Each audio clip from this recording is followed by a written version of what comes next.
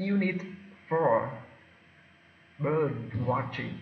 I want to go bird watching tomorrow. You know a good area for birds? There is a quiet park near here. There are always many beautiful birds there. Will I be able to see different types of birds in this area? Yes, I think.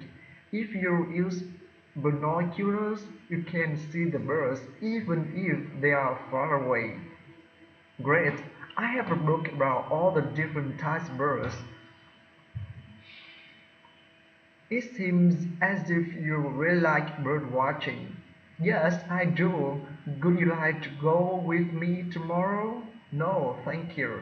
I think bird watching is boring. That's not true. Birds are very interesting. Some birds have colorful feathers. Some birds sing beautiful songs.